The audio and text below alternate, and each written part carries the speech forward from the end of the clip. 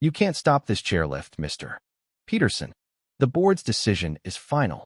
Diane Reynolds, HOA president, shouted those words in my front yard as a young couple waved from the chairlift gliding over my roof. She thought her authority was ironclad, backed by her developer connections and a $1 million project. But she didn't know I was a retired audio engineer with 35 years crafting terror for Hollywood blockbuster skills I'd used to turn her prized chairlift into America's most feared ride. I'm Robert Peterson, 62, retired in 2020 after a career creating sound effects for films like Tremor and Skyfall. My wife, Sarah, and I bought a handcrafted timber cabin in Pine Ridge Estates, Colorado, a Douglas fir masterpiece on 3 acres with Mount Wilson views. Sarah's rheumatoid arthritis made her raised garden beds her sanctuary. "This is where I'll heal," she said when we moved in. The HOA seemed reasonable, focused on rustic charm. I scoured the covenants. Nothing hinted at airspace easements or development rights. For 2 years, it was paradise. Trouble brewed when Diane Reynolds, ex-Aspen resort developer, became HOA president. Survey stakes appeared on my land while I was visiting my sick brother. No notice. Diane brushed it off as winter recreation planning. Then, at a sparsely attended Tuesday meeting, she unveiled a chairlift slicing through Pine Ridge directly over my cabin. "It'll boost property values," she claimed, citing a vague easement clause added in a shady update. I objected. She smirked. "Check your mail." I hired James Wilson, a top property rights attorney. He warned the easement's ambiguity favored the HOA. My emergency injunction was denied by a judge tied to Diane's brother, a county commissioner. Construction roared ahead, towers rose, 200-year-old spruces fell, the lift's path dipping to 20 feet above my roof, not the approved 50. My complaints about unpermitted work were ignored. Inspectors canceled visits. A second court case, same judge, dismissed the discrepancies. Media wouldn't touch it. Diane's husband's golf club ties ran deep. Sarah's health worsened under the stress, her garden neglected amid worker intrusion. Legal fees drained us. I was losing. On an October morning, splitting firewood, Diane confronted me, flanked by the Millers riding the near-complete lift. She offered compensation, landscaping credits, lift passes, fee adjustments.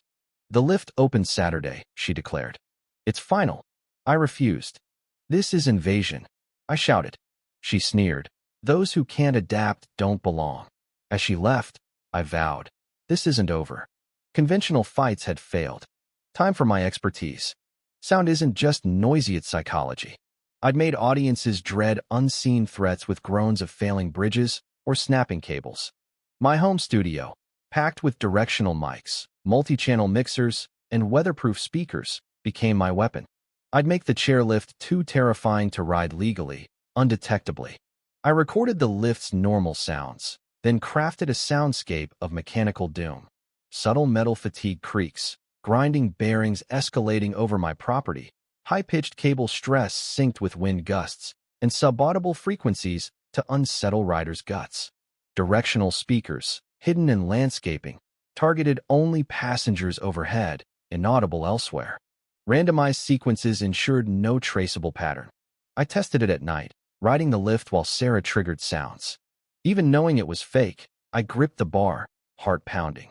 The grand opening was a spectacle: dignitaries, refreshments, a tourism photographer. I let the first rides pass normally. On the third rotation, I activated the system.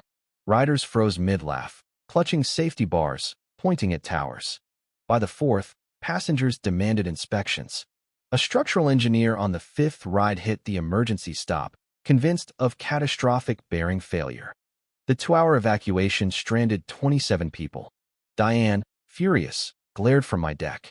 Inspections found nothing. Ridership halved. My sounds random, precise, kept riders on edge. A teen's TikTok of a cracking sound went viral, hitting 100,000 views. Ski forums dubbed it the haunted chairlift. Daily shutdowns for futile checks bled the HOA's budget. Diane's hired engineers and audio experts found no faults. My system was invisible. Security patrols and tower cameras caught nothing. Insurance premiums tripled. Maintenance costs soared. Diane's confidence rides backfired. One left a board member's spouse sobbing. She confronted me with an acoustic specialist, accusing sabotage. I played dumb. No evidence. I asked. They left empty-handed. I dialed back frequency, but upped intensity. Days of calm, followed by gut-churning sounds. The HOA's special assessment to cover costs sparked revolt. At a packed meeting, my neighbor Tom Andrews, a retired judge, exposed the lift's $1.2 million cost double the budget.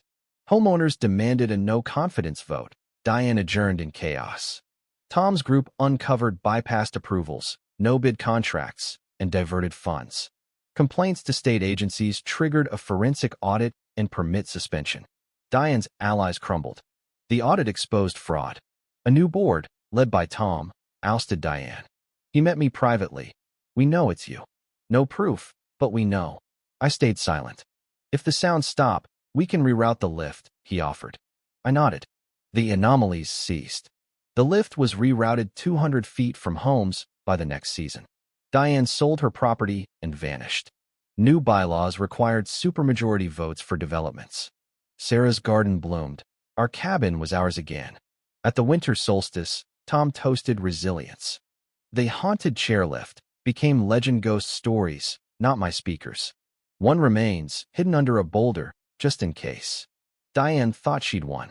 She didn't know sound could break her.